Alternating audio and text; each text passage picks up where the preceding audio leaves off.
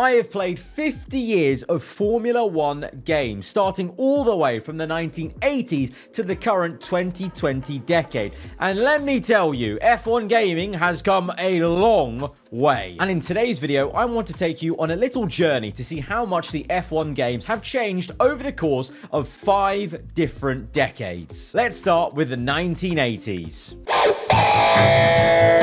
So the year is 1986, and Atari sales have been booming in this decade. And Namco, in the year 1982, released what is considered the first successful Formula 1 video game in arcade history, Pole Position. And when I say arcade, by the way, I like legit mean like an arcade hall, like insert the coin here and you get to play for a set amount of seconds, that kind of arcade game. But anyway, so in 1983, Namco made an official sequel to the ever popular Pole Position, Pole Position 2. I mean, I keep it simple, why not? And this again was a really successful arcade game and was eventually ported as a bundled game with the release of the Atari 7800. The Atari 7800 is a very simple machine, but it resembles a lot of what's still a gaming console. Controllers you can connect to, some wires to hook up to a TV. The only major difference is the games with these cartridges that you inserted in, and as soon as you hit power, the game started instantly. I guess this is the main menu. One test track. That's just an oval. Fuji,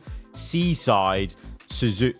Was that it? Wait, hang on. Oh, yeah. If I read the box correctly. 4 tracks. Racers, start your engine. 4 track. And we complain about not having DLC tracks in F1 games today. 4 tracks. 4 of them. And 2 of them aren't even real. Seaside. What's Seaside? This game had no official F1 licensing. Not a lot of them did in the 1980s, but it did have 2 actual F1 tracks, Fuji and Suzuka. Their test track was basically Indy Speedway, and Seaside, which I now know, resembled the 1982 USGP track at Long Beach. I'm guessing this is brake, accelerate, and turn? Oh my lord. Oh no. Oh, this is... okay, turn 1. I recognize this. Turn 1. There's going to be a left-hander now. You can feel the downforce in the... I can't feel anything. There's no feeling whatsoever. I must say, the engine sound leaves a lot to be desired. It's just noise. It's just white noise. It's F1 noise. Obviously, being the 1980s, the graphics and the handling of the car left a lot to be desired. I mean, that controller, playing an F1 game where it's just an on and off button for throttle and brake and an on and off for left and right is, difficult. The aim of the game was to qualify fast enough for the race. As we go to 4, there weren't even red lights. There were just simply 4 lights. 1 of them green, 3 of them brown. I'm locked in. I'm locked in. This is wheel-to-wheel racing in 1984. No, I crashed with my teammate. And then if you qualified well enough, you actually got to go into a race that you tried to win. Damn! That we got the name of the game. Oh, here we go. Fuji race on pole position as we go to 3. Brown lights and then green. But because it was an arcade game, you could kind of extend the number of laps of the race and therefore the score you got by slightly going better and extending that time, and you earned points also for just overtakes on cars. It's very much built like a standard arcade game where there's a limited time you're going to be playing it, and that's why there's also only 4 circuits, I guess. The track is coming... What I love about these retro games is the track comes towards you. You're not traversing the track. The track is simply coming at you. You are stationary, technically, in the car. But at the time, these games from Namco were some of the most popular arcade F1-based games and were the starting point for everything that would then come after it. Things can only get better from here. Into the next decade now, it's the 1990s. Formula 1 games grew in popularity, and there was a number of unlicensed and now for the first time licensed F1 games. One of those was F1 Pole Position 64. Yes, I know. The 3rd game to feature in the video still has the words pole position in the name. Trust me, we'll get off the pole position name soon. But yeah, this game was licensed by F1, published by Ubisoft for the ever popular at the time Nintendo 64. This was one of the consoles that switched us up from 2D to 3D graphics. And the game itself came out in 1997 and was officially based on the 1996 F1 season. So at the time, I was like, 18 months old. So again, like with the first game in the 1980s, this would be my first time playing this game. Okay, see, now this is a bit more like it. This feels familiar, you know, controller, 2 little places to hold with your hands. We've got a middle joystick, though. That's a bit odd. World Grand Prix is all normal. Time trial. What is battle? Did this game have Battle Royale like 30 years before it became a thing? This was a huge step up gameplay-wise, too. We've only traveled a decade, and this is already leaps and bounds ahead. What wing level? Looking good. Keep going. Motivation there from, was that our engineer, our commentator? Oh, it must have been Mark's great-great-uncle. In just a decade, we now have a full calendar selection of circuits, all the drivers and teams, and the ability to not only play one-off Grand Prix, but battle mode, which was basically a custom grid editor race. Something the current F1 games don't even have anymore. What the hell are we doing in 2024? 3 wide! 3 wide! Ah! It's starting to rain. It's all right. We're good. We can stay out. It's a skill issue if you can't drive in this stuff on the slick. Oh, no. Oh! 2 AI in the gravel. Yes, rain tires. I don't know. Hey, was that the pit stop then? Yeah, that was the pit stop then. Now, I've got to say, by no means is this the best F1 game of the 1990s. Honorable mention should go to Jeff Cramman's Formula 1 Grand Prix game series, which had Grand Prix 1, 2, 3, and 4, which were games that paid more attention to the physics of the car, in addition to graphical innovations and track accuracy. And Ubisoft's F1 license eventually would transfer to EA in this decade. But for me, one of the earliest memories of a games console was the Nintendo 64. When I was about 4 or 5 years old, I remember my cousins let me play Mario Kart on their N64. So when it came to the 1990s, I really wanted to play an F1 game on the Nintendo just because it had a special place in my heart as a really early memory of gaming in general. Boy, is it... was that their version of a cutscene? Oh, very nice. Actually, no, that slapped. Oh, that was cold. That was cold. Also because, anyway, coming up, there's plenty of room for EA and Sony to be involved. Because with that, we cross over into the 21st century and the 2000s. That's when I really feel like things stepped up a gear when it comes to the F1 games. Get it? Up a gear, because F1 cars shift up a gear to go for... I'm just going to get on with it.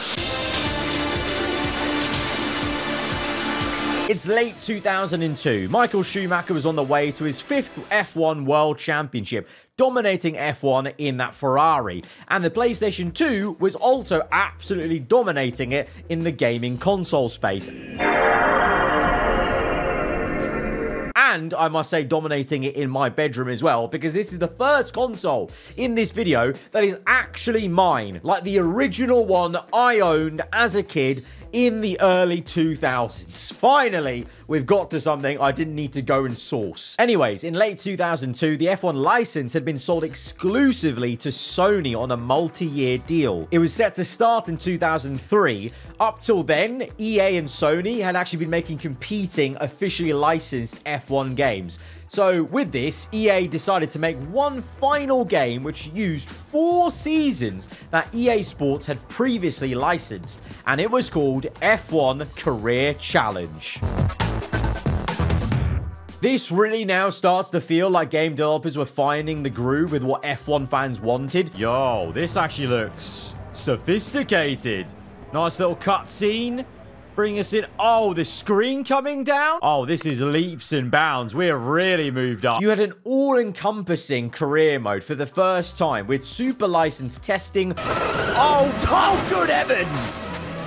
We'll take it. We'll take a pass. Picking to sign from a selection of teams. And this game even had what you would kind of call R&D working in the background. Engine upgrade. Okay. So you can spend points on upgrading the car. Brake upgrade. Engine. Next race items. This is literally R&D. This is R&D at work. And also some other maybe not so okay features as we sit here now in 2024. Spend points. What have we got here? Oh, what? You can get... That is,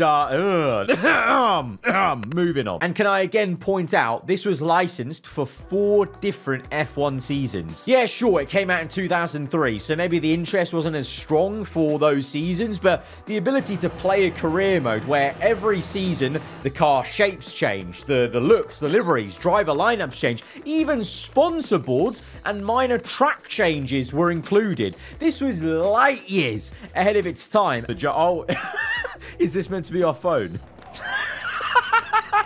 Okay, I know they're trying their best. I know it's an old game, but those faces on those character models are jokes. The handling of the cars in now the 2000s era of Formula 1 games were leaps and bounds better and going towards even more simulation, whilst graphically it was also a good step forwards. Oh, nail that, nail that. Oh, good.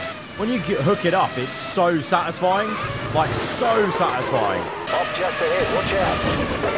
Oh, God. Wow, they give us a kill cam. Wow, it's over. We're washed. We're cooked. I've got to give an honorable mention to Sony in this decade of F1 games because, of course, after F1 Career Challenge, they had the exclusive license and would go on to make F1 games up until 2007 and spawned the banger that is F1 Championship Edition. This had official FOM graphics packages, testing to sign contracts, and even running commentaries in the race. Raikkonen is second.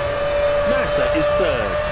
But seeing as this was on the next generation of consoles compared to EA's F1 Career Challenge, I wanted to save moving on to that generation for the next decade. But I gotta say, the progress of F1 games from like 1998 to 2007 was godly. Like, the jumps gaming in general made from the PS2 generation to PS3 is something only the PS4 to PS5 jump could dream of, but I'll get to that a little bit later. So the 2000s paved the way for what we would call F1 career modes as we now know them. Well, the 2010s solidified the format. And of course, we can't visit this decade and not now land on what many F1 gaming fans herald as the GOAT.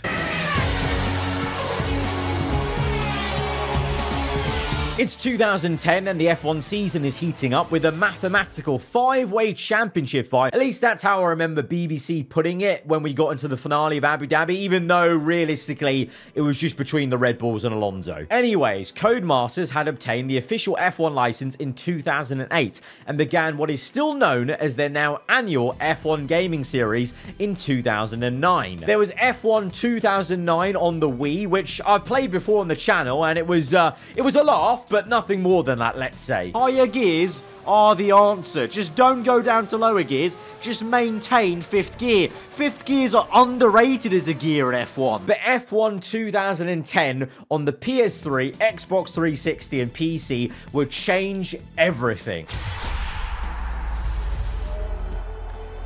Oh, baby. Hearing this intro again.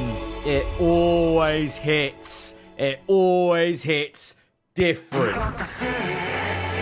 This game still had just something about it, an aura that no new F1 game has truly ever matched, in my opinion. The mantra for this game in the marketing was live the life of an F1 driver, and although it's more basic than modern installations, the way the menus were laid out, even things like the music choices, for me, just make it an iconic F1 game. There's definitely some looking back through rose-tinted glasses here, I will admit, but it still is a bit of a banger. This is the start for me. This is Genesis. This is the first F1 game I ever played and purchased. The handling of this game was considerably better than their 2009 entry, but at the time, critics were already stating that the Codemasters F1 game physics were playing a delicate line between simulation and arcade racing. Curb physics, I remember, they were just deadly. The curbs would just spin you, just with no warning whatsoever. Oh, no!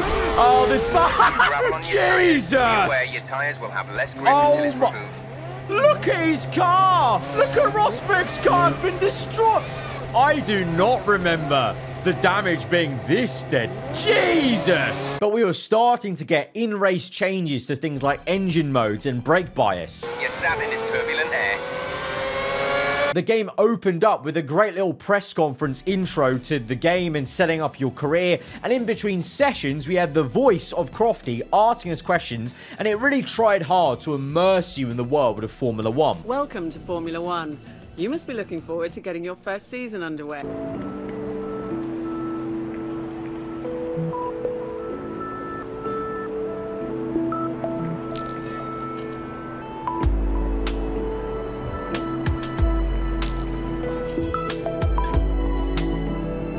Welcome to your new team. I'm Gabrielle, your agent.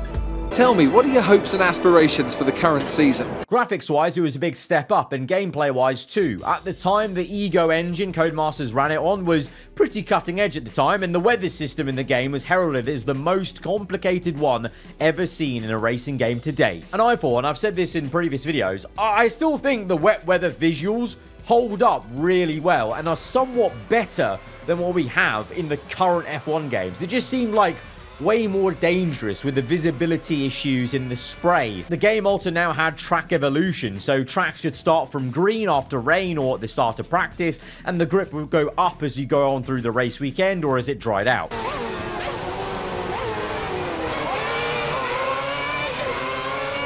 Like in EA's F1 Career Challenge, there was some sort of R&D, but it wasn't explicit still. It was sort of just there in the background, subtly being applied to your car as long as you beat your teammate in the career races. But it was, as I said, Genesis for the Codemasters F1 game franchise as we know it now. And finally, in this video, we reach our 5th decade of F1 games and end this 50-year journey in the 2020s with once again the game that started this decade. The year is 2020. All is well, until it wasn't. The F1 season is postponed and we all have to stay inside our houses. Made the weekly Discord calls with my friends where essentially all we did was get drunk and play video games long be in my memory. Gaming had really sped along since 2010. Over the last decade, we had gone from the PS3 to the PS4 to even the PS5. Xbox had about 1 million versions of their consoles and Nintendo hit back with the Switch. But so far in this decade, the PS5 and Xbox Series X generation hasn't really felt like it's got off the ground much, especially for the F1 games. F1 2020, which came out for the PS4 generation, still for many beats out any of the 3 next in the series that did come out specifically for the PS5 generation. F1 2020 was groundbreaking for F1 games, as for the first time in the modern era, you could create your own team and add an additional team onto the grid alongside official F1 teams. You could pick sponsors, edit your livery, and sign a teammate. By this point, obviously, the F1 games had established an R&D system,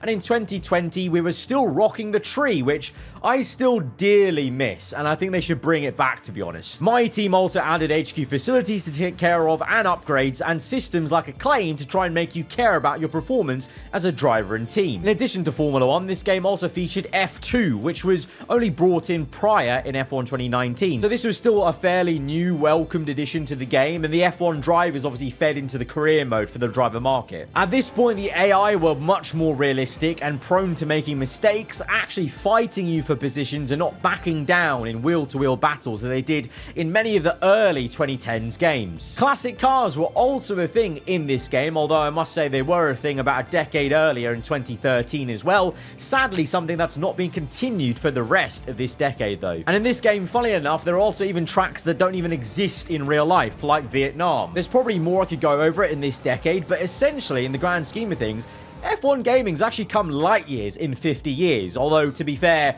all of gaming has as well. But what's the next decade got in store? Only time will tell. I just hope F1 30 is going to hit different in the same way that I felt each of these games featured in today's video did as I played them. If you like this different style of video, guys, then please do let me know in the comments below. Be sure to hit that like button, get subscribed for more weekly Formula 1 content. I'll catch you guys around. Goodbye.